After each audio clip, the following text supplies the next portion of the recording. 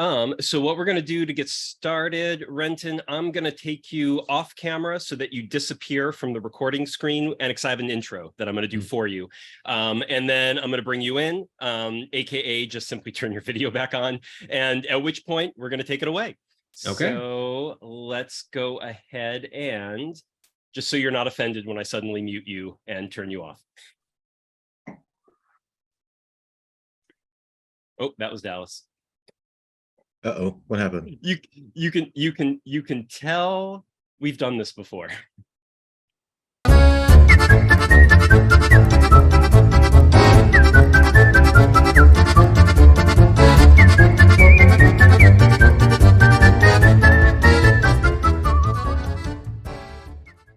Welcome everybody to another Wine and Comics pairing show. I'm Dave. And I'm Dallas. And we today have a very special guest. This fella needs quite a bit of introduction, actually. You have likely never heard of Renton Hawkey, but motherfuckers, we guarantee that you are going to be so happy that we have introduced you to him today. Renton is the creator, writer, artist, letterer, colorist. He is a one-man show of Digital Ronin Express, an online webcomic that's been serialized on Substack up to this point. I discovered Ronin Digital Express. I was following someone else's Substack. I completely forget who it was anymore. And I believe he recommended Renton, and I took one look at Ronin Digital Express. And it was, you know, it's a throwback cyberpunk samurai spaghetti Western. And I took one look at the art, I took one look at the style, I took one look at the content, and I subscribed, I mean, like yesterday, and I have been reading it ever since. And it turns out that he now has a Kickstarter that started on May 1st. We are actually recording this before May 1st, but by the time you see this, it will be after May 1st. It runs from May 1st to May 30th.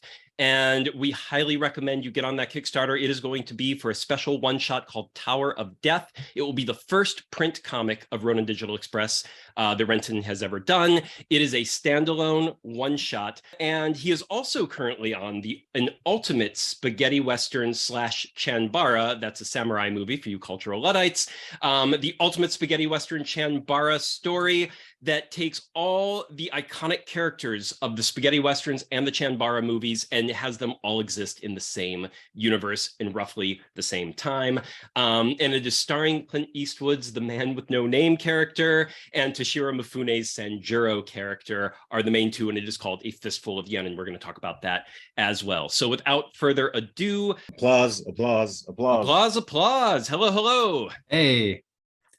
Welcome to the Wine and Comics Pairing Show, man. This is going to be bad marketing for myself, but it's JL Johnson, who's the Ennead comic. JL Johnson, thank you. Right. I know. I was trying I like him a lot. God, I love it. So I was following him for quite a while. I think since Ennead issue number 2, and he's up to 7 or 8 in the first trade paperback and all that fun stuff. Yeah. But yeah, I completely blanked on the name. I'm not even 100% certain he's the one who recommended you. I just have a sneaky suspicion he's the one. It's possible. We do. We have a relationship. So no, we're friends.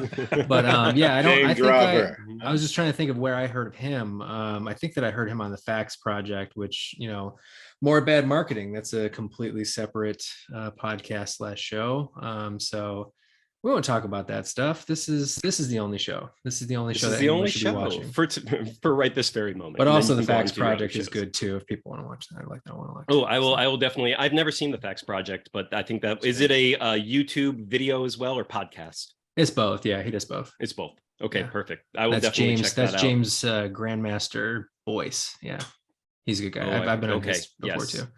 Anyway, sorry, and that's the show. We're done now. So just came to plug those two. We'll go check those guys out. You get out, we'll invite them over. Right. All right. Well, you know what? Let's get started with pretty much the broadest, most obvious question. This is all about Ronin Digital Express today. For the most part, we'll talk about Fistful of Yen just a little bit. But why Ronin Digital Express? This is your first big story, and originally, having read through your early Substack posts, you were very, the idea was that these would all be loosely connected, kind of standalone, almost aesthetic tone poems versus having a real narrative through line through all of them. but now you're saying, no, this is going to be an epic. This is something I'm committing to. And Tower of Death, here's the first volley. It's standalone. It's a great introduction, but I have so much more, and we're going to do this the right way as a narrative comic. So why Ronin Digital Express? What drew you to the story? And what made you want to, make it your first big, long, epic thing? Yeah, well, it's really just kind of a cocktail of everything that I really love. I like 90s anime, spaghetti westerns, Akira Kurosawa samurai movies, throw that all in a blender, and that's Ronin Digital Express. So it originally kind of, you nailed the tone right. What exists currently is sort of like a prototype, and it does, in terms of the continuity, it's kind of like Kung Fu, like the David Carradine show from like way back officially when. Kung Fu. Definitely, Yeah. definitely. Yeah, where it's episode of the week kind of thing. The only real through line is just the central character. So yeah, and that was just kind of getting my feet wet in the world and trying to work it out and figure out what it was. And from there, I took a break after I was done. I kind of thought, that's that. What next? But I don't know. Just I felt I always had some ideas for where I might go with it if I turned it into a proper narrative, but I kind of wanted to see if I would miss it first, and indeed I did. So I came back around to it. So real quick, I want to go back to the origin of the piece, sort of the genesis. Like, what was the original sort of kernel? Was it the primary character? Was it the sort of backdrop of the world? Was it the sort of post-apocalypse? What was the sort of the germ? Where did you start pen to paper? Yeah, I kind of was just doodling around when I started drawing digitally, and part of figuring out Clip Studio Paint was just drawing characters, and I was just kind of just doodling around really, and pulled together this samurai looking, I forget what the show is, not Samurai Champloo, the other kind of similar one. Anyway, drawing just characters kind of like that, and found one that I thought had kind of a cool silhouette and some cool potential. So I just sort of kept working on it, and some of the like man with no name archetype stuff found its way in there. I tried to really pull together the silhouette, and well, what's this guy's story? I like this idea of something to do with this sword being part of some kind of quest he's on. And it just kind of all this stuff came together, and then from there it's like, well, what's this world, and how can I do something that's kind of different? I think world building is important, but at the same time I kind of like it to be a little bit more in the background, a little bit more implicit. So I don't go out there and like, it's a post-apocalyptic sci-fi kind of, it's more like just focus on this guy and what he's doing, and everything else is just kind of, it's just the soup he's in, you know what I mean? And that's the Western, right? I mean, like the classic spaghetti Western is lone badass hero comes in out of nowhere into whatever With the mountains in the background. Yeah. Like he literally came out of the mountain and comes into some town. There's a lot of drama happening in the town, and he's just trying to navigate it, and you're really just following him. And that's just kind of, that's the heart and soul of what I'm trying to do there. When anyone refers, there's the green-eyed Ronin that some people refer to him, or sometimes even just the captions refer to him as, but I think maybe it's in Tower of Death, when suddenly someone has his name, but it's like XXXX, and that's it. That's all you get for the name. Is that something that you plan to, will it just always be XXXX and we just aren't supposed to know what that name is? It's beside the point, or what was your thinking on that? Well, I think that Kill Bill Volume 1 was influencing Tower of Death quite a bit when I was working on it. Just the idea of like going into a death trap and emerging on the other side just totally bloody. And the thing with Kill Bill Volume 1 is every time they say her name, it's bleeped out. This is an old friend of mommy's. I ain't seen in a long time. Hi, honey. Mr. Steve. What's your name? And so I think that I think I was kind of just subconsciously doing the same bleep. Yeah. He does have a real name. And I think, I don't know what it was. It's ephemera at this point in the original story. I was like, oh, maybe just make it mysterious and then reveal his name, save it for some stinger reveal later or whatever. I don't know what I was up to exactly, but he does have a real name. It works, honestly. I dig it. He has a real name. It'll come up eventually. But yeah, quadruple X for right now. It's another mystery that's solved in the future. Right, and I was going to ask, is a quadruple X like triple X, or are you supposed to say it like a bunch of, you know, zizzing, shishing sounds like right across the border? I'm like, or is it a 4-letter word that it's going to be a 4-letter name? One of these days it will be revealed. It is a 4-letter name. It is a 4-letter name. There you go. There you go. Yeah, I think the only other time I've seen anything like that was the movie Layer Cake with Daniel Craig. Oh my God, it's been forever. Yeah. He's officially listed in the credits as 4 X's. And I don't know if anybody calls him quadruple X, but I guess that's just maybe just no one ever says his name. And so nobody ever says his name. No. But like in forums and stuff, like I don't know if anybody's ever said it out loud, but interesting. 4 X's. That's very cool. Yeah. All right, just a bit of a side note here. My favorite panel so far in reading and rereading this is in Nashi. Episode 1 is the pear and finger scene. Love it. Yeah. Love it. Yeah. Bravo on that one, buddy. That one may make it to the wall. Fun for the whole family, right? Yeah. Exactly. Yeah. And you're also working on, I'm going to do a quick side note here before we jump back into Ronin Digital Express, but let's also take a quick moment to talk about Fistful of Yen, which is the other thing that you're in development on.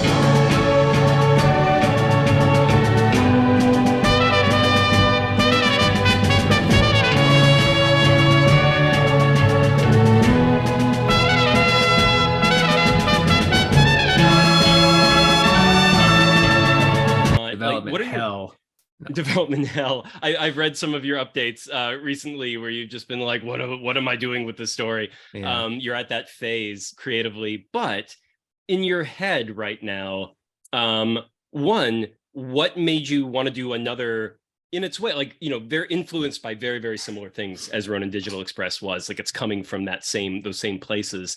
In many ways, it's kind of an ultimate, at least from a pop culture perspective, because again, you're bringing in all the characters we know already this time, and you're like, let's have fun with it. Let's put them all in the same story and let's see what happens, which is absolutely brilliant in its way. So I can see why, even though you're already doing Ronin Digital Express, you're like, this idea can't wait. Let's also just get this going. Or I'm assuming that might be what your thinking was. But my question is, why do another story that's very samurai Western and influenced by these same things? It's not cyberpunk in this one, but aside from that, very, very similar themes. So what made you jump right into that? I think it's just my thing, you know. Okay, fair enough. I like Westerns. I like samurai stuff. The only other genre, I'm working on some scripts and have kind of like a 60s spy kind of thing going on. Okay, yeah. So like 60s spy stuff or like 80s Cold War type stuff, like the Americans are really like that. Okay. Or like, you know, Luc Besson movies like Leon the Professional or the original Nikita, you know, so like 60s through 90s kind of like, you know, sexy spy stuff, I guess. Like I like that stuff too, so that might work its way in. But yeah, cowboys, spies, and samurais, I think that's just that's the brand. I think that's your novel as well, buddy. Yeah, the unlicensed autobiography. I'm chewing on a cigar on the cover or something. Yeah, right. That's wearing those glasses as well. By the way, you got to let me know where you got those frames. I dig those. Lexola, Lexxola. Fantastic. Done. Yeah. Yeah, done and done. And one thing, you know, I've been following your Substack for a little while, but like I don't know your background in terms of how long, like, are you an illustrator outside of the comics that you do for yourself? Have you been an illustrator before, you know, professionally, or do you have you ever dabbled in the comics field before this, or what's your background in terms of like being a writer and an artist? I came out of the mountain just like the man with no name. So yeah, no, I no background in it whatsoever. I have done some professional illustration work. I've done a couple of album covers for you know, like regional EDM type acts. Yeah. Mm-hmm. So yeah, I've done some professional work, nothing, you know, not enough to really I don't know, claim on my taxes, let's say.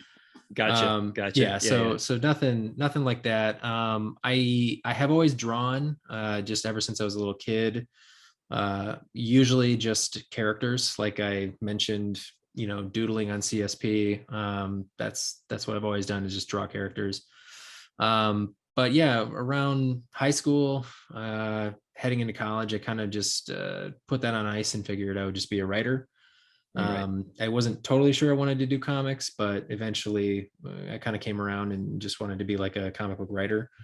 And yeah, I had a couple of relationships just not really pan out early on. And just kind of what bummed me out, I think, was I was working on one project particularly, and the relationship going sour also kind of ruined my taste for the thing I'd been working on.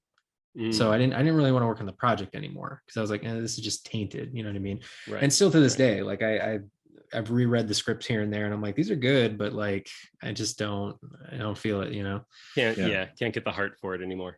Yeah, and I just didn't want that to happen with anything else. So I sort of just went back to like, well, hang on, like I used to draw characters, so you know, is there something here? Can I do I know enough that I can play catch up on the stuff that I don't know? You know, how hard is it really going to be to learn perspective and depth and like some of the more technical stuff? You know, since I've been drawing, you know, cartooning for forever, so I had a lot of hours, you know, in the flight simulator on hands and anatomy and like facial expressions and stuff like that. So how much harder would it be to catch up and figure out the rest? And you know, I'm still figuring it out. But yeah, that was just kind of the way it went. It was just a lot of YouTube videos, a lot of books, and a lot of practice. And here I am. I mean, that's impressive AF to me, because the art is, and I suppose I don't know these other artists that I would compare you to. I don't know their backgrounds either, so I don't know if they were self-taught or anything of that nature. But you know, when I first saw Ronin Digital Express and I first saw your art there, and now especially looking at the black and white in Tower of Death, the first time I saw your art, I thought it was like this perfect hybrid, this perfect like mesh middle point between Rick Leonardi, if you're familiar with him, from the Marvel DC days, and Matt Wagner, baby. Yeah. But you do like Rick Leonardi and Matt Wagner, you have like an equal 50-50 amount of both of their styles. And then your style is not like, it looks a little like both of theirs, but there is this kind of, you know, it's very much your own. It's very much like it's reminiscent of both of those. But I kept feeling like I was reading, or I was looking at pages from either of them. So the fact that you're just like, I just, you know, I drew and I taught myself perspective, and I'm sure that is actually true of a lot of artists, but it's always, I can't draw to save my life. I could not draw a stick figure comic if you made me. And I've always wanted to, but I don't have whatever the brain hand connection, however that flows out, it does not exist in my system. So that is like, I don't know, that I just want to say that is incredible to me. Oh, well, thank you for saying that. It's very, I mean, I've never gotten Matt Wagner and Rick Leonardi before, but I like them both quite a bit. I'm still waiting on the Spider-Man 2099 omnibus that keeps getting kicked back month after month after month. But, well, give it. I think they might be waiting for that into Across the Spider-Verse or Into the Spider-Verse, whatever I think so. Yeah, whatever the next movie, because I mean that's where Spider-Man 2099 is gonna, like, I think the trailers have already made him explode a little bit back into current pop culture popularity. But yeah, once the movie is actually released, if they're sitting on it after that, I mean, there's no hope for him at that point. It's like that's when you're gonna sell the fucking thing. You should get it out there. Did you ever see that? I did a Spider-Man 2099, like a drawing of like Oscar Isaac actually as him. Ooh, and it's got like it's got like a giant holographic Lila behind him. Oh, I'll send it to you. No, where is that? Yeah. Is that on your Substack? It's one of your, or did you just post it randomly on another social media type of thing? Do you even remember? It's somewhere. I'll find it for you and I'll send it to you. But that one do. That's one of the few that I look back at and I'm like, you got it. You got it, man. You nailed it. Send it to me. We'll put it up on screen while we're talking about it, and it will actually like display for everyone to see. So that I can do that. Be really, really good. Yeah. Okay. But I'd love to see it too, because that is, yeah, I think, you know, every time I see your art, like seeing you do something like Spider-Man 2099, which is very, you know, Rick Leonardi's baby. And then if you ever did like Mage or someone like that from the Matt White or Grendel, and it was just sort of like, I'd love to see your style on those characters, because they're, I don't know, it's reminiscent enough and yet still enough of its own thing that I would love to just see that take on those characters. I will say we're gonna start talking about the Kickstarter here in just a moment. But you know what? Fuck it. Let's start talking about the Kickstarter. So one thing, so for me personally, I've already got my eye on the safe for work sketch tier on the Kickstarter. I tend to be the not safe for work.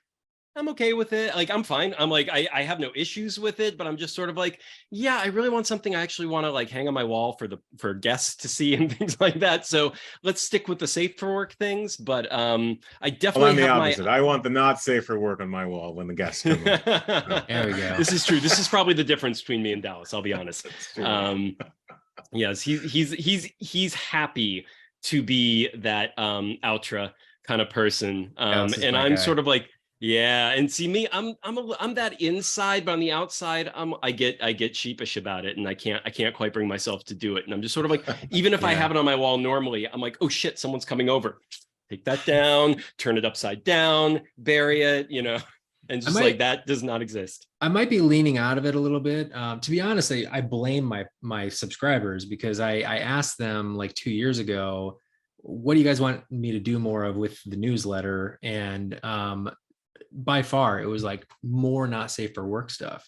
And so like I'm like, okay, you know, okay, like leaning in, right. Here we go. Yeah. I don't mind doing it, you know. And there's also a little part of me that's kind of like, you know, I've got like some fairly I've got some family members that are a little, you know, conservative, let's say, and I like to provoke. I like to provoke them. So like I would put stuff on the wall if they're coming over and be like, it's art, you know, and just try to get a reaction or whatever. So there's a little bit of that is Dallas to a T right there. So there's a little bit of that in there for me, but for the most part, I was just responding to what people said they wanted. But it was definitely starting to feel like a little bit of a chore to have to draw, you know, tits like once too much. When it becomes too much, it's like it's not fun anymore, you know. And I'm kind of having fun with like the Christmas card ones. Like I do like a Mary Jane Spider-Man, right. You know, sexy time. Although Christmas to card be every fair, year, but not safe for work Christmas card sounds like a underserved market. Right.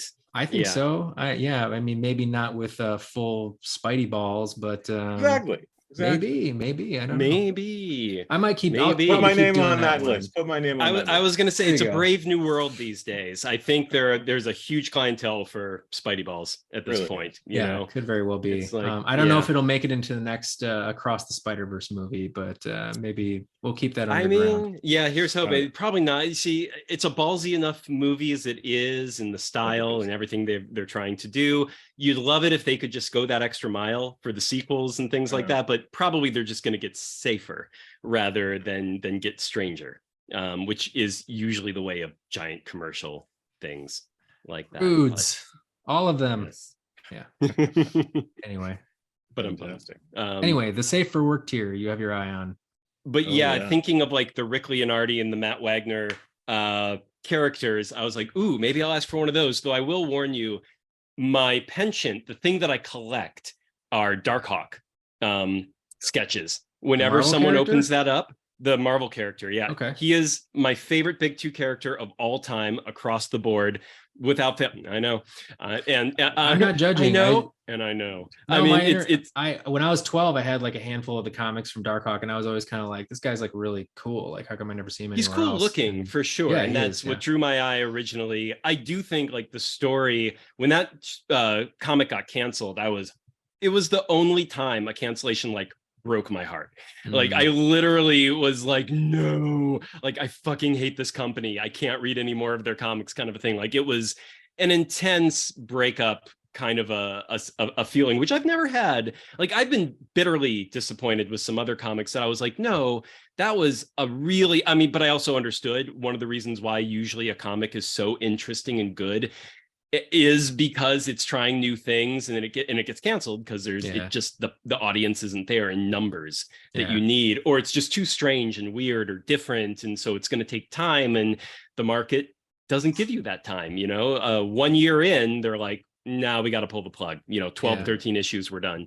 Darkhawk made it 50, which is pretty damn good for a character that to this day most people haven't heard of anymore.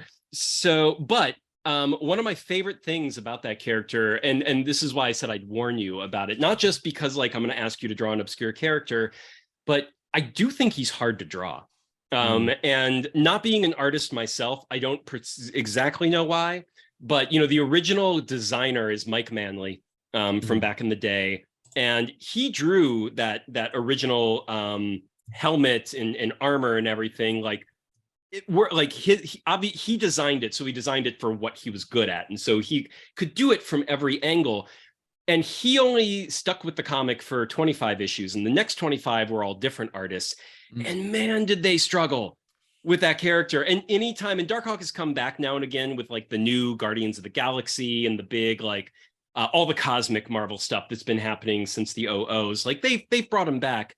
And artists still, like some are better than others, but no one does a great job with it the way the original artist did. It's to the point where in the second, I think it was in the issue 35, 38, something like that, they redesigned his armor. They were like, fuck this, never mind. They were like, we're going to come up with a story where we're going to explain why his armor changes. We're going to do it. And the new artist will have such a better time of it. And they did. The new armor was so much easier. They keep going back to the old armor, and I don't know why, because it is really every time they could put an artist on the book, like, and it's usually like a limited series, and they struggle to draw the damn thing. Is that what you would want though? The original? Ideally, yeah. I always leave it up to I'm like, I will be pleased as punch if you do any iteration of it. I like him enough that I really don't care about the iteration. Tell you what, you back the safe for work tier, I will draw you the original Darkhawk, and I will also throw in a bonus sketch of Darkhawk with his dick and balls out that you can just keep in your top drawer under a bunch of notebooks and stuff. A little bonus for you. I will be perfectly honest. When I saw the not safe for work tier, that was the only thing that would have made me get the not safe for work tier, was to say as a thank you. I'm like, I still want you to draw that helmet, which is fucking impossible. She's got to have his helmet on, and the rest up to you. At that point, hopefully I'm not getting too over my skis here, but I don't know. I think I could do it. I think helmets are just kind of hard. Like Magneto's helmet moves around a lot. If you look closely at him, like Boba Fett's helmet back there, because it's got the weird, well, because they're three-dimensional like angles to it. If you catch it at like a certain angle, it's kind of just Yeah. So I think it can get funky. Yeah, exactly. But we'll figure it out. It's a challenge. We'll take the challenge and figure it out for you. And so did I speak right when I said it's going to be May 1st to May 30th? Is that still the plan for this Kickstarter? Yes, it was not looking like that. We're recording. I don't know when this will be published, but we're late April currently. And it wasn't so much looking like that about a week ago. But I put my head down and But I just want to be Bob Ross, you know. I just want to paint my trees and Right. and just Sign off. paint my happy little trees and have a good time and not worry Yeah. about the LLC and the tax filings and all the business Right. stuff. So Right. I drag my Yeah. feet a lot on things like setting up the tiers and all that other Yes. stuff and doing the Yes. budget. So I finally put my head Yes. down and did all of that. So yes, we will launch on time. Perfect. And this will probably go up next week sometime. So it'll be after you launch, but it will be during the first week of your launch. Good. Is Those safe for what I work am tiers are assuming. probably gone by now. Then you guys gotta get on it. Get on it. Well, Better I get will on be it. there day one. Sorry to everyone watching if it's, you didn't post this in time. Hopefully you're not waiting on the Wine and Comics Parent Show for your Kickstarter advice, but then again, hopefully you are. But if you Maybe are, that is thank you. hopefully. Thank you. Yeah, exactly. If they get, I mean, if they're cleaned out right away, which I'm not thinking they will. I have a modest following. It's not like it's just going to be a wipeout, but yeah, I mean, if they all went right away, I'll probably open up a few more. So yeah, you'll still get your chance. Up to 5 more, kind of a thing. Like yeah, we can do you'll still get your guys. chance. Because I think right now you have them set at like 10 each. Yeah. So that's not much though. So those will probably go pretty damn fast. So doing a Kickstarter, this is one of the things that I feel like every independent comics creator has to kind of make that decision of like crowdfunding. Like, are we doing this? Is it for me? Is this really something I want to do?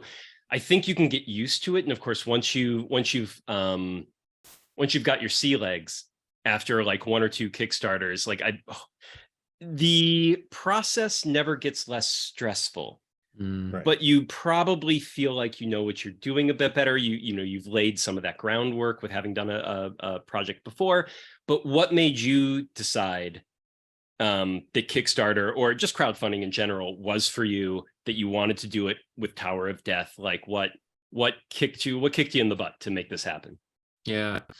Well, initially, Tower of Death was solicited by another Kickstarter superstar anthology type dude. I don't want to betray confidences, so I won't name them particularly right now. But although maybe I have before, I don't know. I don't remember if I have or not, so I just won't, just to be safe. But I was actually invited to contribute to an anthology, and what they wanted to do is they wanted to just black and white one of the chapters that already exists and throw it in their anthology. But I was like, well, if you're going to offer me like 20 pages in your anthology, I'm going to do something totally original for you. Like I'm just going to make a brand new thing. And so Tower of Death really kind of came out of that. It was just sort of like, oh, I got one more of these kung fu stories before I hit the the beginning of the epic, right? So so I pulled that together, had a lot of fun doing it. Ronin Digital Express is like full color and just traditional comic book page size on Substack. This was manga, so I had to kind of get used to like a new style.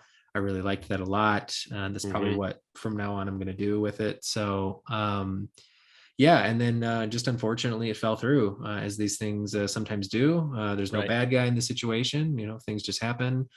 And it was kind of just mine to do what I wanted to do with. And I believe that the publisher was like, well, you should consider just going on your own and kickstarting this. And I was, and I had thought about doing it before. Like one thing that I've thought about with Ronin Digital Express is to have like an ongoing main series and then squirrel away some like colored pages here and there. And then every couple of years do like a 60-page, kind of like how Dragon Ball Z has like the TV show and it has like the OVA movies that are not really within continuity. They're like continuity friendly, but you don't need them. They're kind of standalone. Rounding out the universe. Yeah. Just adding some more characters and that kind of a thing. So I thought about like taking that approach where like, maybe I'll just keep doing Ronin Digital Express for the long haul on Substack. And then maybe every couple of years doing like a side story thing like that, but boost the quality, like, actually put it in color and make it like a hardcover kind of graphic novel that you could hold. So that still might be the plan. But ultimately it just kind of came down to everybody else is doing it. Maybe I'll want to do it at some point. I've got something ready to go that I can pull together a campaign for. So cool. Let's just give it a shot, you know? Yeah. So 100%. What did you appreciate about that manga approach with TOD? What was... Well, I guess in comparison to RDE. Yeah. It's a good question. I think that when I was working on Ronin Digital Express proper, I was still really kind of trying to figure out my style. And by the time I hit Tower of Death, it felt a lot more, I felt looser. Like I sort of felt more experimental, maybe. And I think with manga, because, you know, you don't have any color, you have to rely a lot more on like shape and composition and that kind of a thing, silhouettes. And, you know, so you probably notice in some of the pages, like the panel borders have kind of bled away and there's just like pictures running into pictures, you know what I mean? And like, it makes sense, but it feels a little more experimental, a little bit less traditional than the usual thing. And I just think, I don't think I would have gotten there if I was trying to do like full color, fully realized world type thing, you know what I mean? With a more limited tool set, it kind of brought out that something artistic, I guess. And I think I just really appreciate that. And then also, I've said this before on other interviews I've done, coloring for me, people compliment my colors, but I grind my teeth through the coloring process. It's my least favorite part of making comics. It takes as long as everything else I do put together. So it's funny you say that, because one of my major questions was, how did you decide on the palette for RD? Because it is it's an impressive palette. Like it's the you know, it's the you know, the director Nicholas Winding Refn. He did Drive, Only God Forgives, Neon Demon. The reason his movies are so colorful is that he can't hardly see color. So he has to like crank up the saturation on everything just to see colors that we take for granted. And that was just kind of always my feeling with Ronin Digital Express, was I was like, I'm just going to make it like really like Dick Tracy colorful, basically. Yeah. So but it's hard to pull it all together, especially if it's like, you know, I mean, there's that Waru Hito chapter, that's golden hour. So to like pull everything to the right warmth and grayness for the blue, like it's a pain in the ass. I hate coloring so much. I will never make fun of a colorist again in my entire life. It's a real job. But skipping that completely, very appealing for me. I have heard that from many, you know, the one man show artists that like can do everything and have done everything in the past. And then when you ask them, I've even like inquired about commissions and things like that. And they're like, and it's like, oh, can you do like a cover image? And they're like, can you find a colorist though? And they're like, please, can you just get someone else to color this for me? And I'm like, but you're so good at coloring your own stuff. They're like, sure, but I hate it. I don't want to. I'm like, I know it'll be hard for me to let go to some degree because I'm used to coloring my own stuff, but nonetheless, across the board, they're like, please go find someone who can color me well, because I want you to find someone who can color me well, because I don't want to do this. So, I'm a little protective of, you know, so if I think I would hire a colorist, but like my instinct would be to try to give it a shot myself first. But like at the same time, it really, to put it in like exercise terms, I don't know if other artists feel this way, but like the problem with me is I feel that like the other skills atrophying, because if you're doing like composition, you're doing penciling, you're doing inking, a lot of that is just kind of reinforcing the same muscle memories. But like coloring is totally different. So it'd be like if you're in the gym and you're doing like, you know, your routine all week, like you got arms Monday, you got legs Wednesday, whatever. Then you just do 2 straight weeks of legs. And it's like you're sitting there like going like, am I losing? Like, am I losing muscle elsewhere? Or like all of a sudden you're only running for a month, right? And like you're not doing, and then you have to go back to doing weights, and you're like, okay. And your form your form has gone to shit. Yeah, it's like, so that's the big. I haven't totally figured out the workflow hack for like having some coloring going on at the same time as you have some art. I don't know.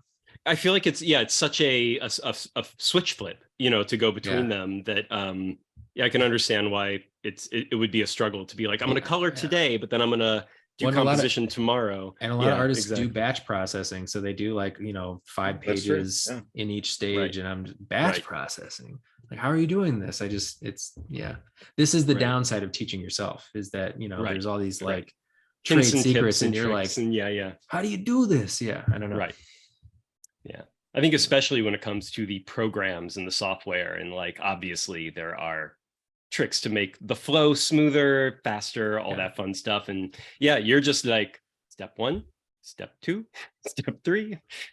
Yeah. So I mean, the resources have definitely gotten better to that end, but like, it's also kind of like WordPress, where it's like anyone who's like really into WordPress will be like, oh, it's so easy, you can do anything. And there's a big community, and it's like, but if you're walking into that for the first time, you're like, there's just so many options. You're like, I don't know what's the onboarding is a pain. Yeah. Kind of there's a reason so many people do, because there's the .com versus the .org of WordPress, right? So the .com is the one where it's kind of like done for you, and you're you don't have a lot of options, but that's the good part about it, is like, you don't have options. You just do what we give you. Right. And then there's the one where it's like totally customizable, do whatever you want, and you're like, that's what I want. But you're right, it is like, it's a steep learning curve, and for sure hair pulling. Yeah. All right, I'm gonna put you into a corner here, back into a corner in terms of TOD here. If you had to pick one panel, one page to present to sell someone on this idea, what would it be? Well, there's a lot of baby. There's I mean, I really am proud of every page in it.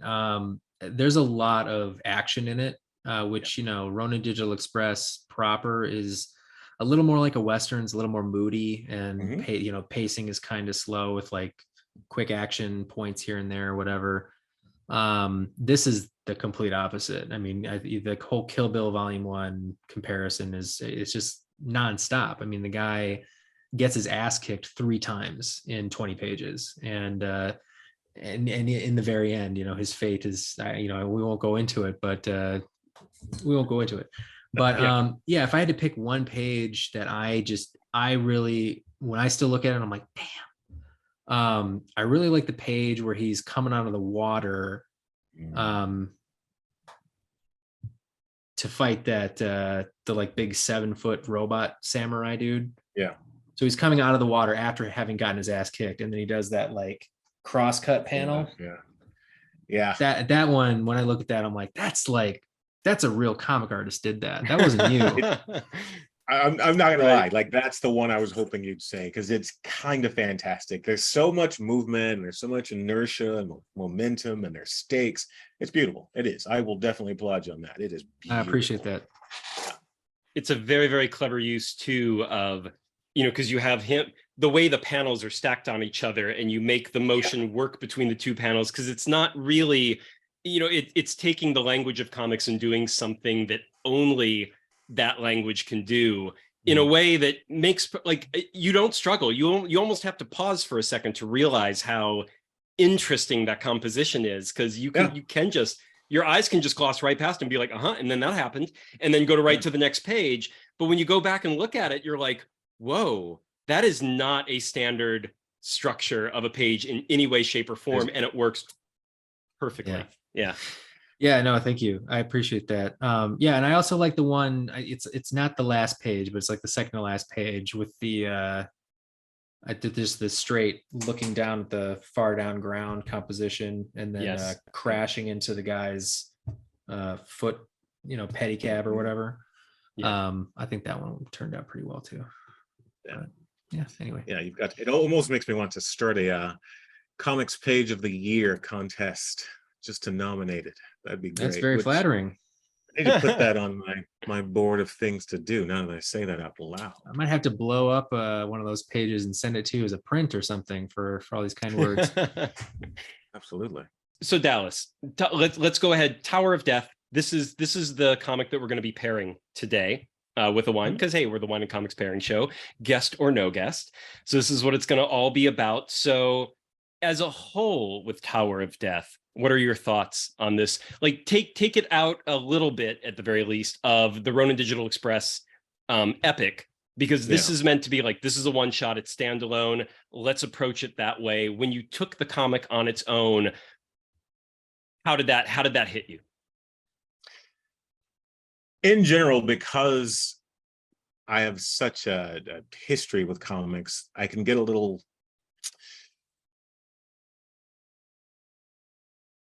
it's difficult to impress me.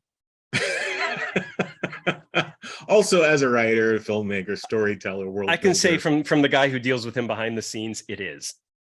Yeah, believe it.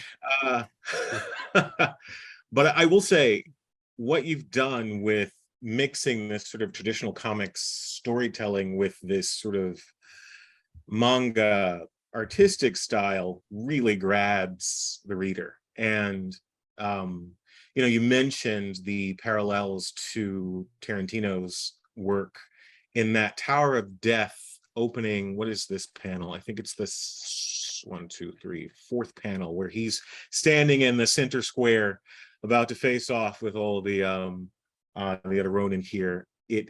There's just such movement in your panels, and for someone who is a self-taught artist, that impressed the hell out of me. I gotta say, like, it really impressed the hell out of me how professional this entire production is. The other thing you do is you really bring to the forefront the metallic sounds of this world. Like, I was gonna say the lettering. Yeah. Yeah, the lettering is just similar fantastic. to. Yes, I'm just going to interrupt for a brief moment and just say that lettering is on the topic of this being very manga influenced.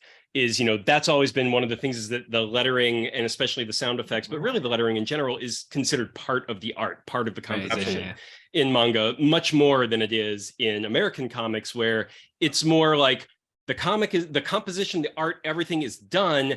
Where do the now the letterers got to try and be artful about sticking that stuff in.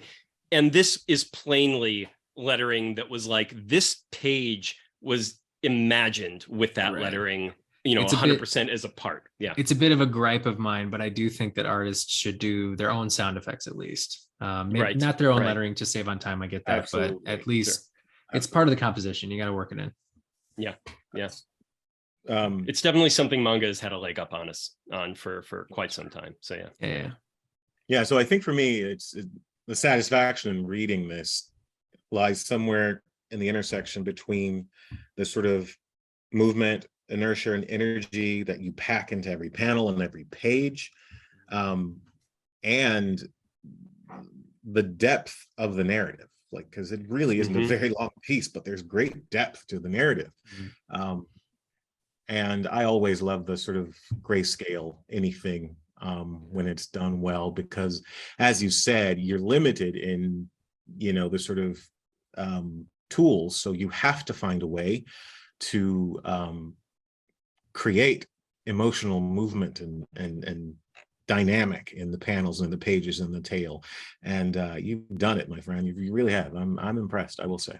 I really appreciate that. Yeah, I think the trying to make a splash narratively with not very much space is definitely, it's like a Batman the animated series move, you know, like that's sort of the who I look to for that. I think, and that's sort of, you see it here with, there's like the Indiana Jones tropes, you know, there's like the plucky in over his head hero, there's like the, you know, shitty mob boss character, there's the femme fatale, there's the gigantic henchman that you have to fight. So there's all these easy tropes to grab onto, and then you have to do that kind of a thing if you don't have a lot of room, I think. Well, and I do like that the comparison to Indy, because I think one of the things that always made him such a strangely relatable pulp action hero is that he had that confidence and that swagger.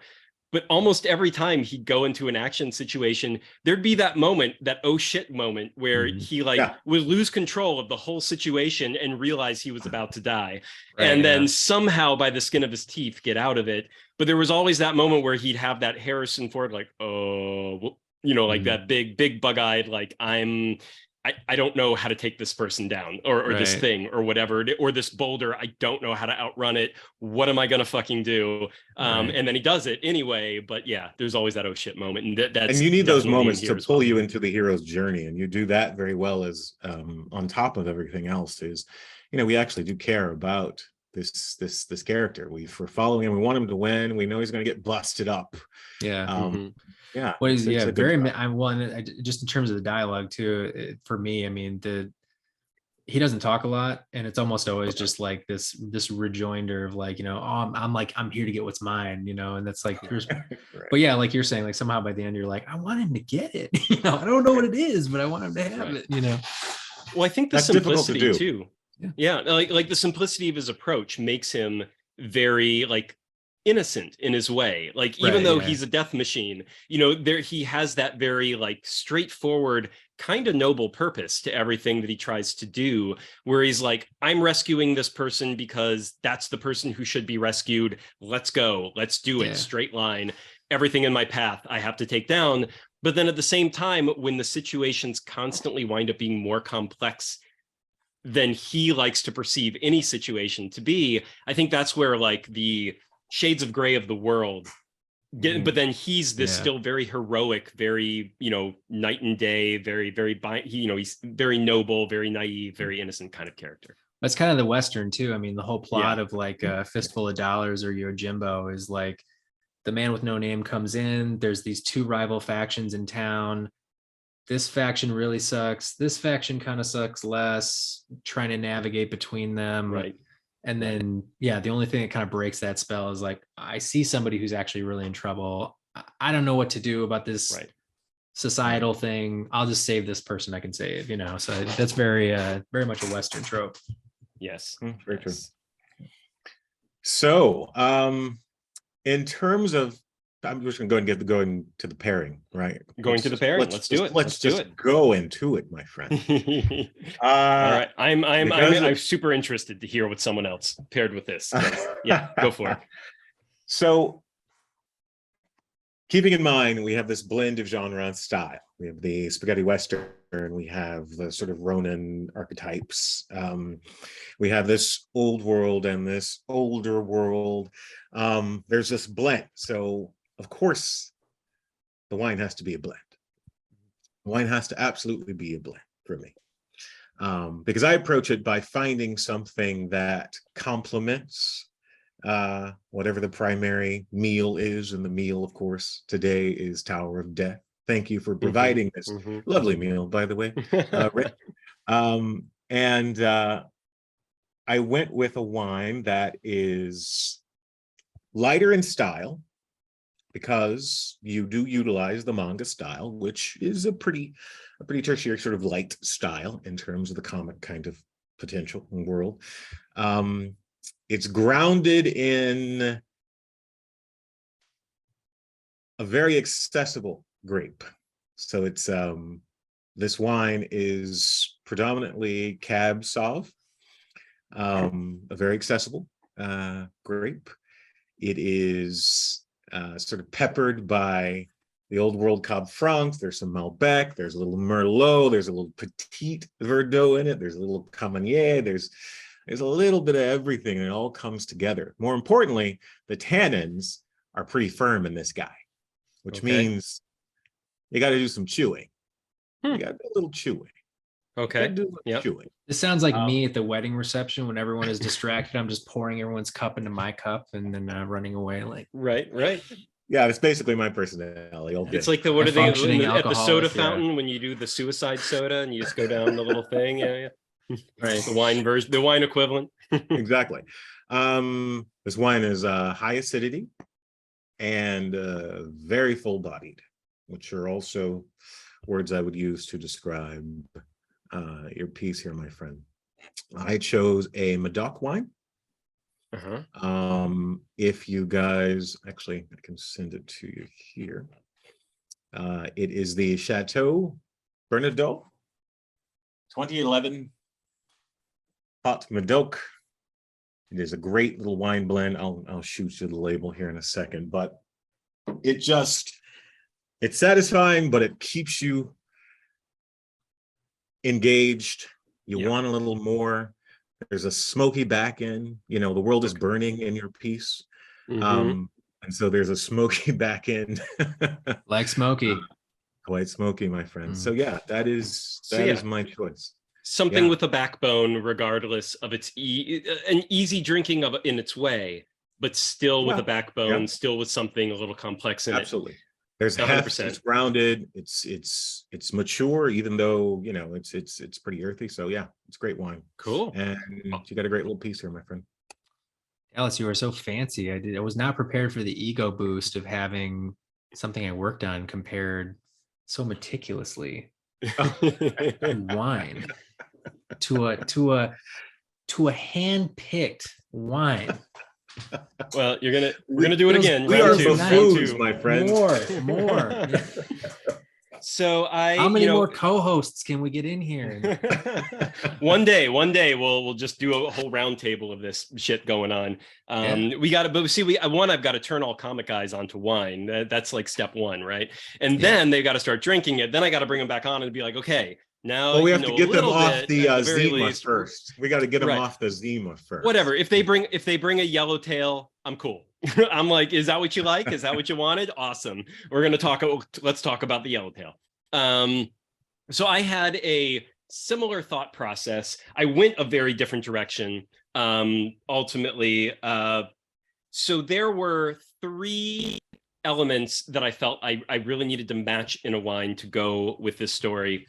One is, of course, the flavor profile of the wine. The second, kind of like, and I think this is where me and Dallas were on the same wavelength, the flavor profile and the structure as well, which is where you want something. This is such a freewheeling, like it is an action set piece through and through. Yes, there's a lot going on, so there is something to chew on. And that's where you need that a little bit of structure, a little bit of something complex going on, but it still needs to be a little bit of a porch sipper. You know, that element where you're just like, this is, if you knew nothing about wine, you would still pick this up. You might not notice the complexity, but you're like, fuck yeah. And you just keep chugging that thing. And then if you slowed down for a second, you'd be like, ooh, there's maybe a lot more to this. It's still something I could just chug, but there maybe is something more going on to this. But the third piece is also the history and the story of the wine itself, that I wanted to have a little bit of a resonance with this type of a comic. So at first, I didn't really, I ignored the history element.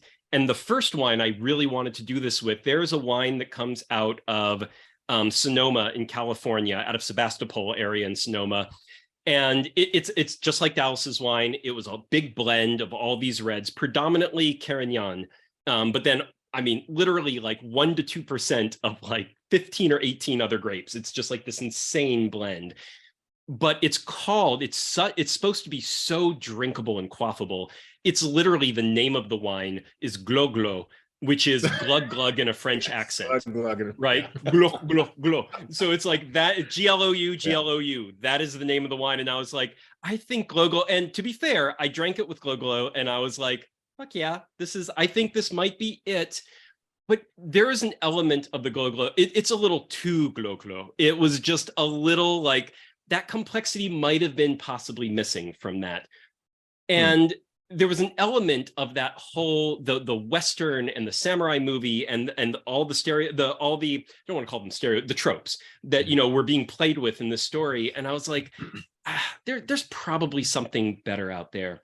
So what I finally went with, and you might be able to see this as I swirl it, this is a very light-bodied red. In this lighting, it always looks darker than it actually is, but I mean, like, I can see my hand entirely through it. It's like, it's light bodied. It's very thin meniscus.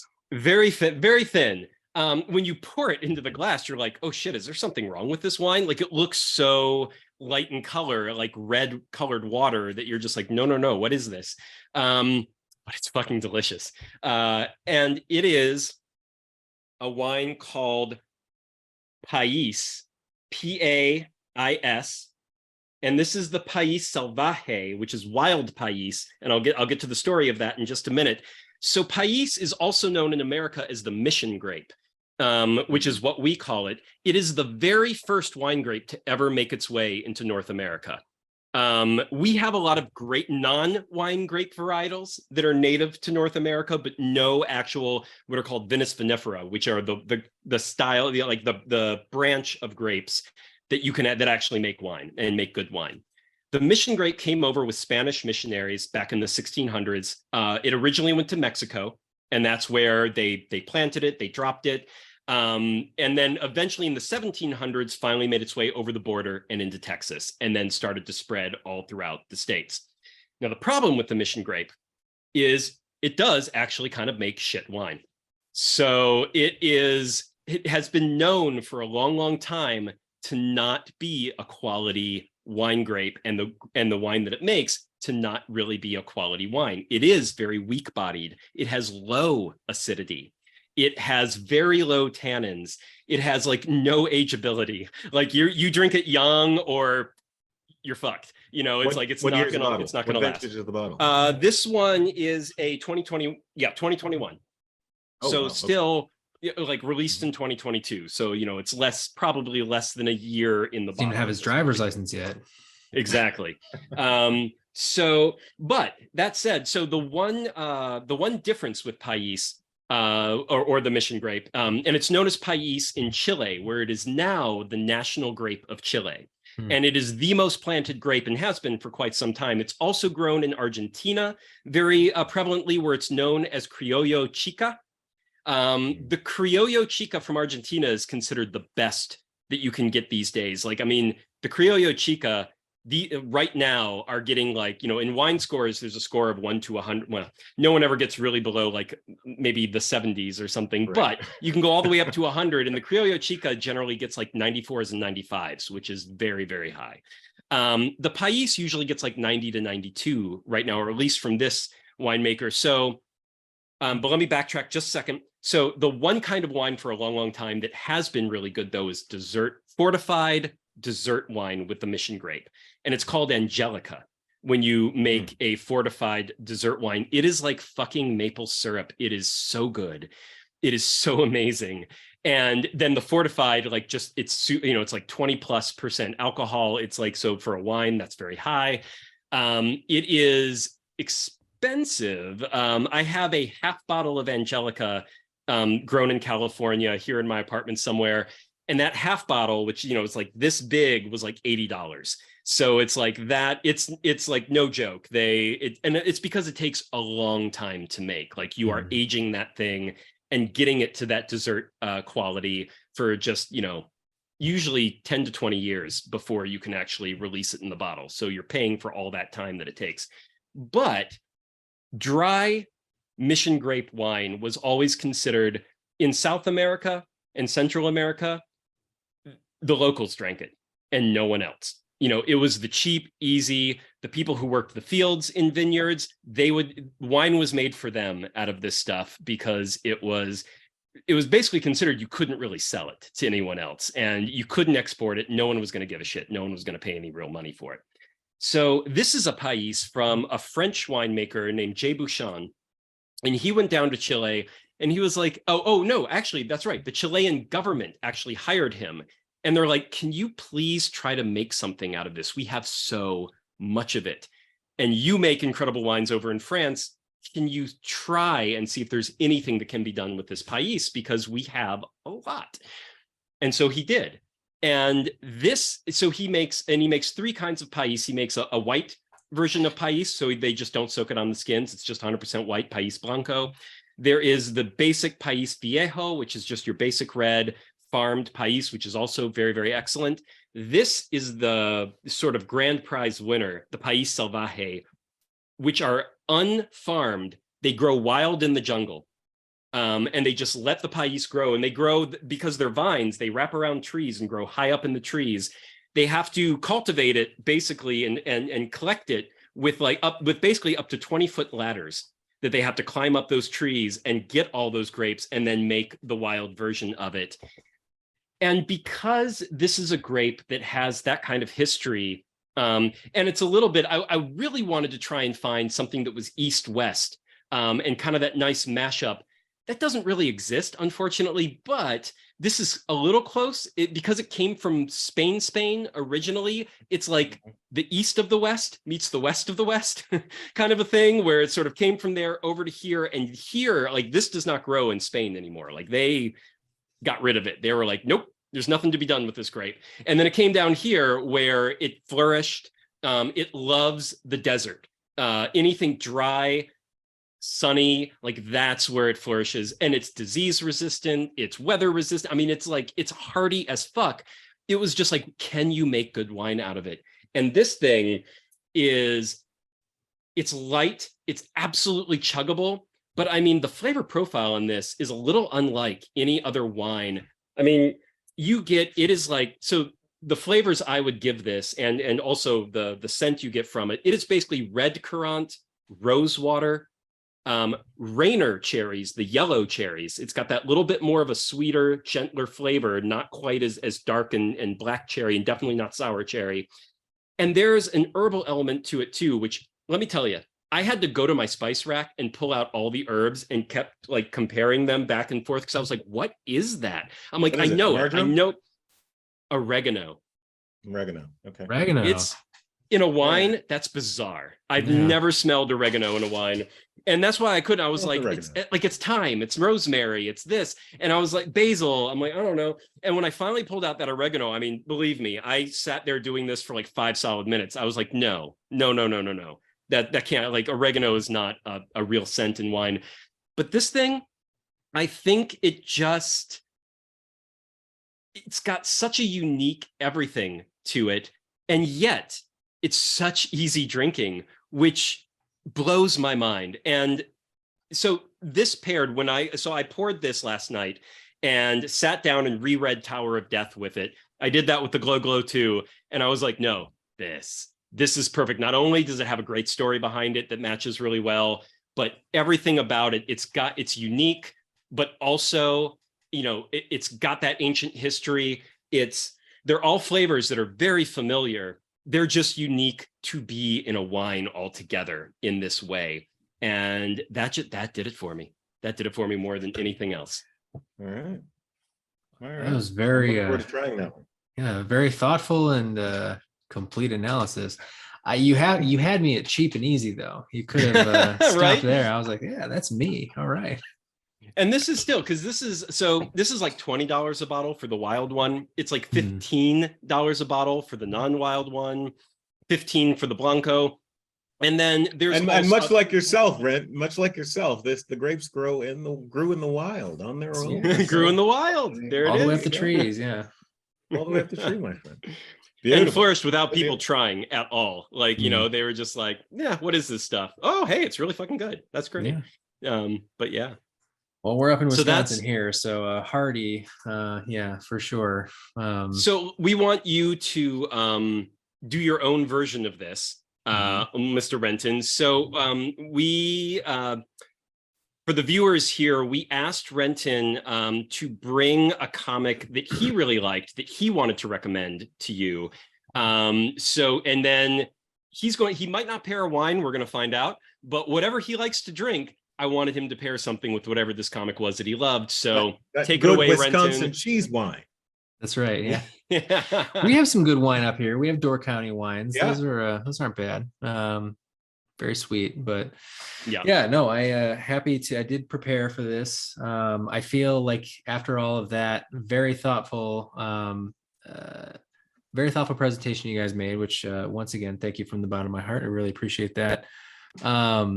This is going to sound a little bit more like that episode of Parks and Rec where Chris and Ron are having that burger cook-off, and Chris has the laboriously prepared turkey burger. Right. And, but which Ron, one did everyone like best? Ron is just, that's not what this is about. But Ron just kind of very simply is like, burger, ketchup if you want, I don't care. Right. So I'll keep it fairly brief, but the comic that I picked, and if anyone ever gives me an opportunity to brag about a comic, this is probably going to be the one it's going to be for a little while, is Kali. Kali, yeah. Yes. Okay. So Kali by Daniel Friedman and Robert Samelin. I'm a big evangelist for this book because I almost missed it completely. I don't know how big the print run was. I might have been one of the last people who could get my hands on a copy. I mean, it's available digitally and that kind of thing. And you could probably pick up a copy on eBay, but like I picked it up digitally on Comixology. Yeah. Yeah, the hard copy, I was just barely caught it. I didn't see it promoted anywhere. I didn't see it in previews. I didn't see anybody talking about it. Yeah. You were the only one. I will say, even for me, like you talked about it, and that's why I picked it up. I hadn't heard of it. This probably does not bode well for my Kickstarter, but I hold all of comics Twitter in contempt for blowing off this book. It is amazing. This is so, like, for me, what I'm looking at when I'm trying to create comics, I'm looking at manga, but I'm also looking at like the European books, right? The European comics to this day, these are comics that are still doing all that old school, like 1960s and 70s, like draftsman composition, and just, it's beautiful work. Okay. This book is that. It's just the European style, high octane, nonstop action, all that stuff. I've heard it compared to like Mad Max Fury Road. I think that's appropriate. It has kind of like a wastelander, post-apocalyptic, badass lesbian biker chick thing going on. That's awesome. Yes. What I would like to pair it with, what it should be paired with, in all honesty, is probably Jack Daniels or something like that. But I consider Jack Daniels to be lighter fluid. So I'm going to prescribe something that actually tastes good. I'm going to prescribe Tin Cup Rye Whiskey. So Tin Cup Rye Whiskey is a solid, you can find, I don't know what stores people have, but a Woodman's or like a Total Wines or something. It's just a really solid, smooth, mid-tier rye whiskey. So that's what I'm going with. Beautiful. You dig it. Beautiful.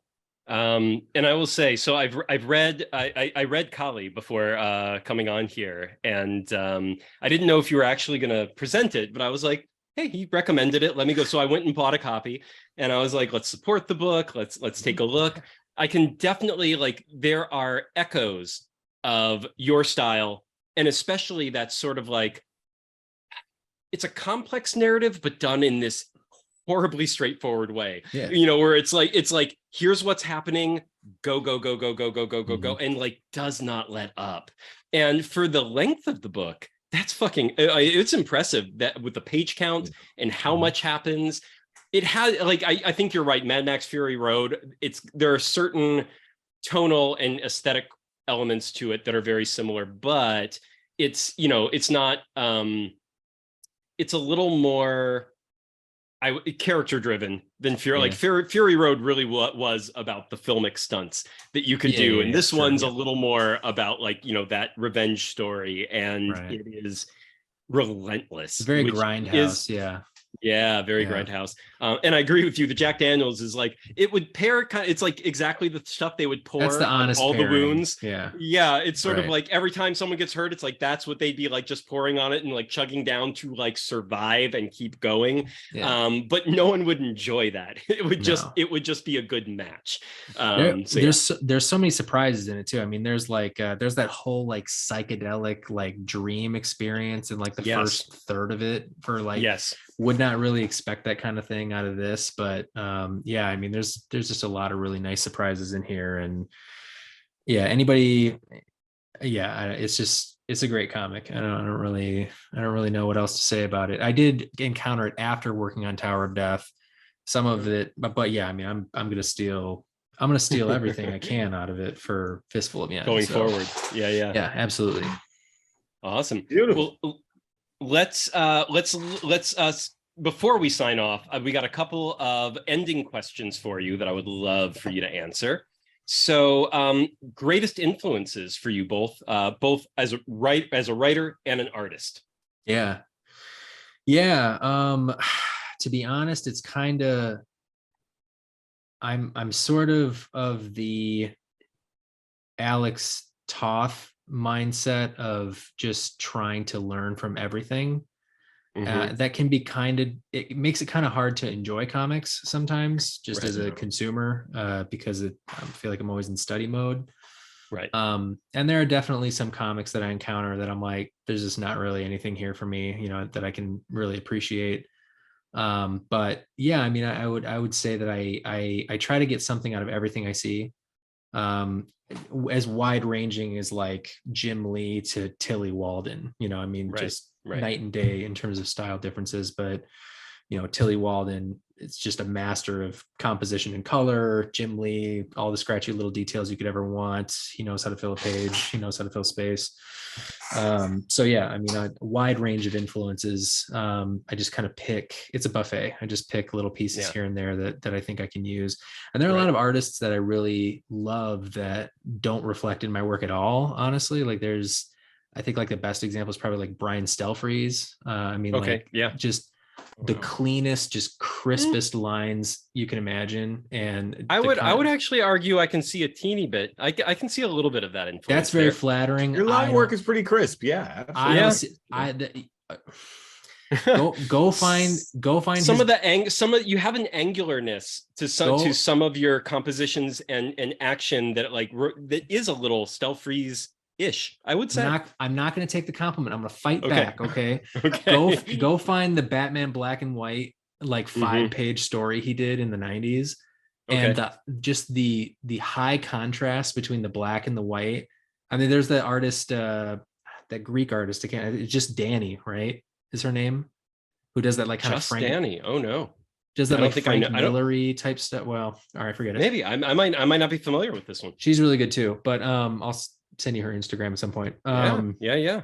But just the high contrast value in terms of the composition between the white and black, and just his crisp lines, and just cut your fingers if you touch the pages. I mean, it's just he's a master. But I don't, I'll try to steal from him as much as I can. I don't think that it totally winds up. Maybe you see it. I appreciate that, but yeah, he's definitely somebody I would like to copy if I could. But no, I would say like for the most part, in terms of influences, since I am sort of like in the one-man band club, as far as people who influence me, it's a little bit more kind of how they run their career versus like their art or their writing. That makes sense. Yeah. Yeah. So, I mean, I look to like a Matt Kint, people like that. I look to people like Frank Frazetta, even, who just never seemed to do anything he didn't want to do. True. That's the goal. Yeah, right. Exactly. And like, to that degree, like he's not for me in terms of art and writing, but like Todd McFarlane, I mean, he never does anything he doesn't want to fucking do. That's true. Or at least not anymore. Not for a long, long time. No. Not even really when he was up and coming. I mean, the whole thing with his Spider-Man, his adjectiveless Spider-Man run or whatever. Oh, I would say even before that, like when he was first getting like the Batman gigs, like back in the day, like the early days, because I think that was the problem, is all those image founders were getting all these gigs that they were like, this is like, we don't really want to do this. They're shit deals. We're not being treated well. And then eventually, I think, Spider-Man, his adjectiveless Spider-Man was the straw that broke that camel's back with him and too. But yeah. I think you're right. Yeah, there's definitely a sense of like, I'm going to go in, hard work, good work ethic, very much a hustler, so to speak. But yeah, like sits and like great pitch, man. Like he'll sit down and be like, this is the kind of book I want to do. Everybody's sold. He gets to work on it, and then by the end of it, 12 issues in or whatever, he's like, this sucks, and like instead of staying with the shitty job, he has the self-awareness to be like, no, this fucking sucks, and I want out. I want to go find my own thing. And like I really respect that.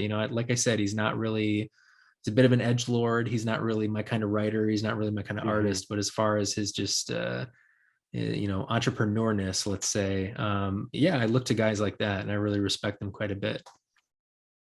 Awesome. And from a writerly standpoint, is there, even if you're talking about novels or movies or anything, is there something from a story structure or narrative or writing, anybody in particular on that front, or not per se? Nobody in particular, but I am always trying to shoot for minimalism. So just kind of just as threadbare as I can get. I really like that. Maybe the only other sexy writing thing I really like is just like really good use of subtext. So, maybe the thing that I can think of off the top of my head that most people will probably know is like The Last of Us, the video game, and now the show. There's just like, it's a simple story, but these really complex characters, and there's so much that's just implicit that, it lingers with you for a while. You chew on it, and then it reveals something new to you. Like that's always what I'm trying to do, is just kind of either try to make it as easy to get in and out as possible and as minimalistic as I can, or to just kind of weave in some of that subtext, if I can, to make it a little bit more complex. So those would probably be my two goals. I don't know exactly who I would point to for that. Again, the only person that who you name dropped earlier, especially on the minimalism side, is Refn. As a storyteller, like that is 100% his bag. Right. Is to be predominantly visual and minimalist dialogue, and even what's happening on screen is like often there's a lot you can notice, and there's a lot that is informing you what this all is. But in terms of like what he's really giving you as like, here's a story, here's dialogue, here's this, as little as he humanly can get away with and still have a story, is like, seems to be his favorite approach every single time. So I can see that why you appreciate not just his compositional skills, but also, from a narrative standpoint, how he approaches that.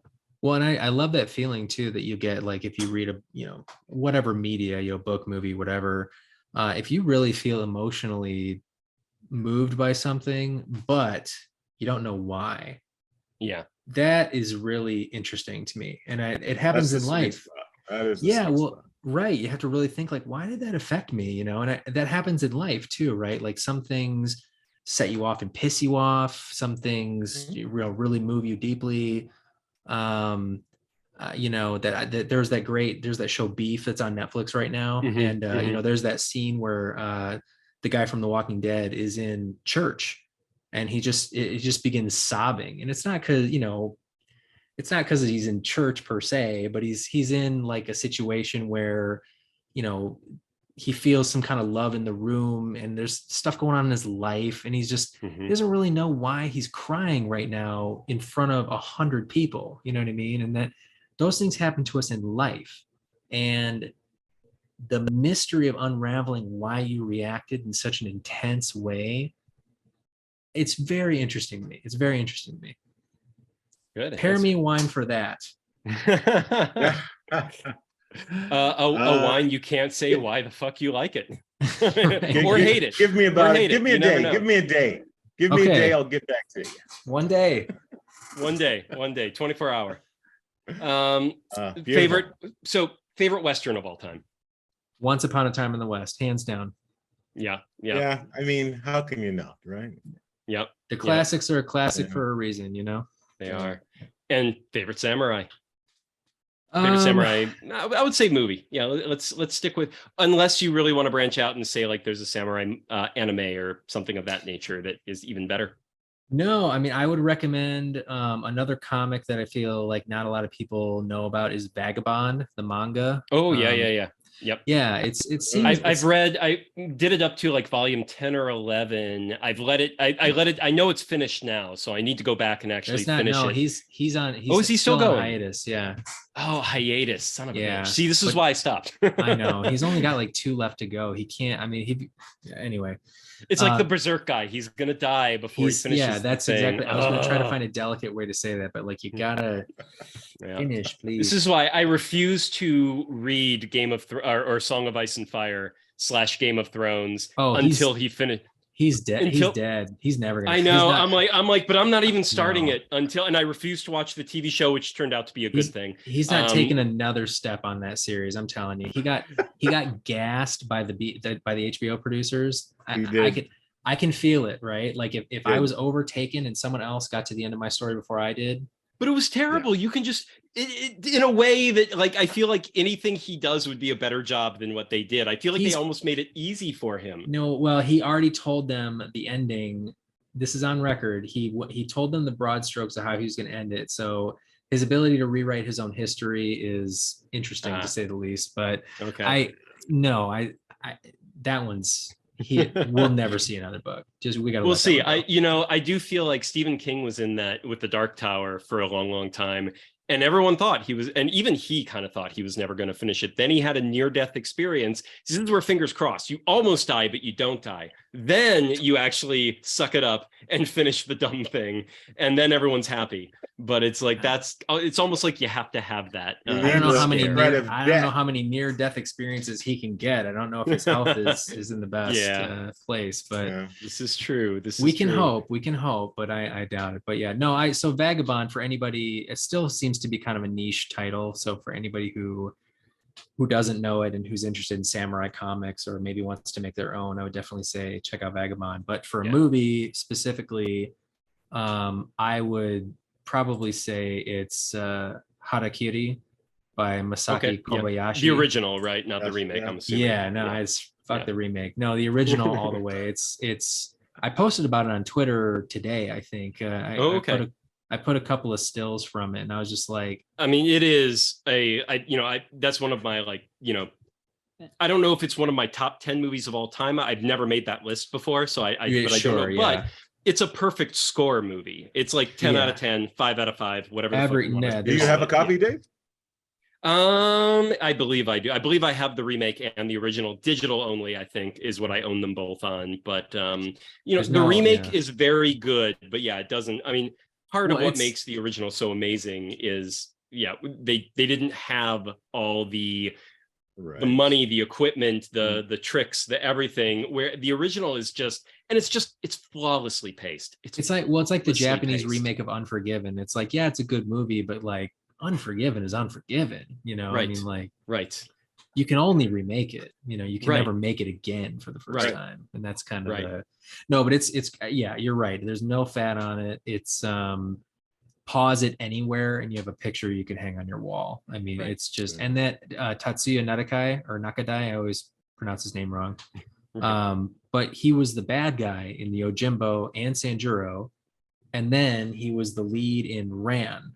In like the mid 80s when he was a lot older. Yeah. He was the lead in Ran. And in Harikuri, he's in the the Toshiro Mifune role, and like he gives the old boy a run for his money. He just chews every scene he's in. He is so good. He's still alive too. He's like in his 90s.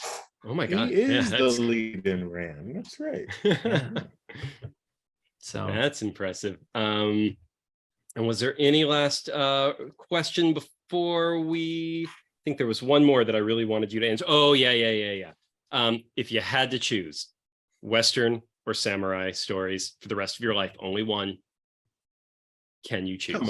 Come on. Yeah, I can choose. I would choose samurai. And the reason is I started with Western. Swords. The reason is swords. I love swords. I do love swords. I have one right over here. But no, it's a very simple and practical reason. I started with Westerns. I've been through everything you can go through with the Westerns. I know I'm not a John Wayne guy. I know I'm a Clint Eastwood guy. I've seen the Clint Eastwood movies a dozen times a piece.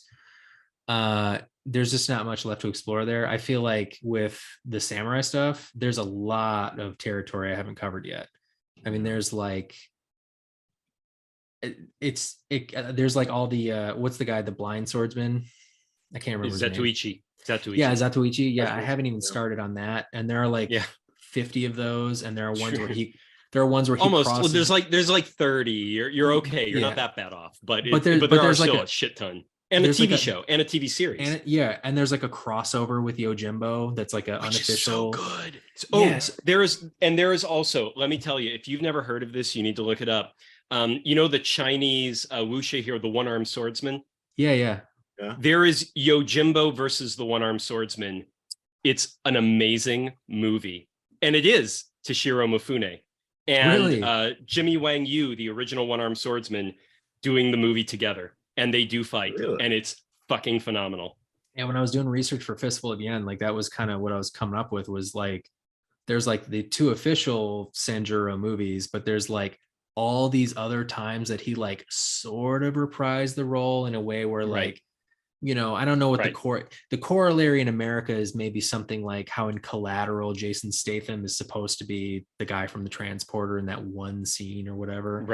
But that was happening like before the Marvel Cinematic Universe and all this shared universe stuff. I mean, like, he replayed that character like half a dozen more times, like unofficially.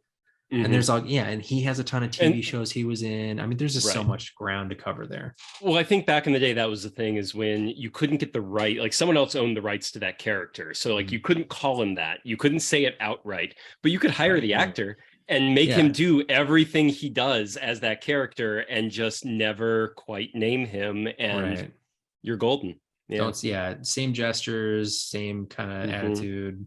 But don't exactly call him by name or whatever. Sanjuro, or exactly. And you can even put Yojimbo in the title because it just means bodyguard, so whatever. Exactly. You know? Yeah. Exactly. Yeah, they did. Speaking of the one-armed swordsman, they did the same thing where it's like Jimmy Wang Yu left the studio and just made a bunch of one-armed swordsman films because he loved the character, he loved the thing, but he was a different one-armed swordsman. And they were like, they couldn't do anything about that because they had already made sequels themselves, and they're like, they're not all the same person. So well, the spaghetti western character like that is Django, right? Where there's Django. There's like 60 Django movies. And like, some of those were they just slapped the title on it to get the money, you know, for like to sell the tickets, because they're like, it's a Django movie, and it's like, no, it's not. Like, it literally has not, like, the script, they had a completely different script. They shot the whole thing and only later slapped Django on the title. There are very few of them that are really worth checking out. But unfortunately, do the original Django, which is the most hardcore metal western movie I've ever seen in my life. Absolutely. And even then just skip all the way to Django Unchained and forget all the ones in the middle. Right. You're fine. Right.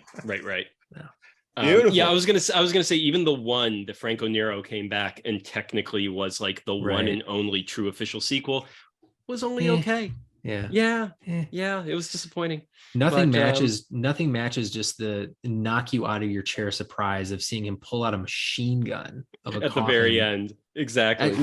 The beginning is the machine gun thing. It's like, you're like, what movie is this? The very end thing is but that's just the finale. So it's like the blood. The finale is when his hands are broken and he bites the trigger guard off of his gun and sets it up against a tombstone and kills like 6 guys. And you're like, that's right. What? What is this movie? Fantastic. Yes. Yeah, that's good. Beautiful, Rent, my friend. Yeah. You have impressed us truly with your little world here, my man.